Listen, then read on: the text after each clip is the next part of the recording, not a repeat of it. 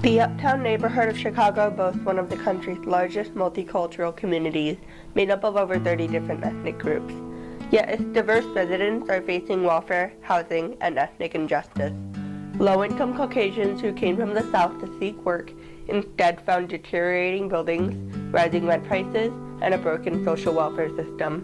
Others, like the Cambodians, came as refugees fleeing war-torn countries.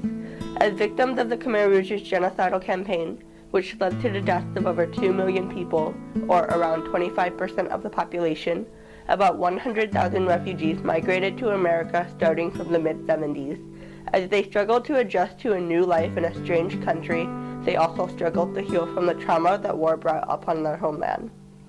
Cambodian community advocate Kompa said that when he arrived in America, I feel empty. I feel like we have to begin from zero, So that's why I feel so empty, lonely, stressed, depressed. When you lost everything, your mind should not function well. It lost everything, and you cannot focus, lose concentration. I cannot plan because my mind should not concentrate, As stated by Katharya, being politically displaced means a physical uprooting and a psychical and a spiritual disconnect from land, history, and identity. America has a complicated history with Cambodia. Prior to the 1975 Khmer Rouge overthrow of the Cambodian government, America had been bombing Cambodia for about 5 years to weed out Viet Cong revolutionaries in hiding with a lack of care for civilian casualties. After the takeover, the U.S. also voted twice in favor of a Khmer Rouge official on the Cambodian seat of the UN. America accepted Cambodian refugees in their time of crisis, but did not provide enough resources to ensure that they would be able to safely restart their lives. Compared to other immigrants from that time, and even from that region of Asia, the Cambodians had no IDs, birth certificates, diplomas, or anything that would give them an advantage in rebuilding their lives. Everything had been lost in the genocide. In fact, the Cambodians were at a socioeconomic disadvantage. The model minority myth purported that all Asians were successful in business and education, and therefore allocated less resources to the race as a whole, even as refugees walked the streets struggling to survive.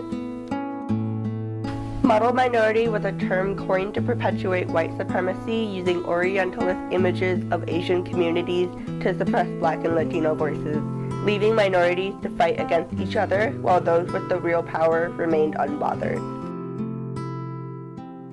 A healing garden was initially built as a site of peace and community for those who had been displaced, but misunderstandings between the Cambodian community and the city led to the loss of this space in 2002. However, 2 years later, the National Cambodian Heritage Museum and Killing Fields Memorial opened as a result of the 3-year-long capital campaign. This museum is the first and only of its kind in the United States. The museum works in tandem with the Cambodian Genocide Research and Education Center, run by Kompa to educate both the general public and other Cambodians about the truth of the Khmer Rouge regime, the root cause of the genocide, and the unabridged history of Cambodia. By way of education, Kompa hopes to help bridge the generational gap between Cambodian refugees and their descendants that is often perpetuated by the silence of survivors in the wake of trauma. When the children participate, communication gap will be smaller, better. So that's what I hope. Every time I work with them, I tell them, this place belongs to you.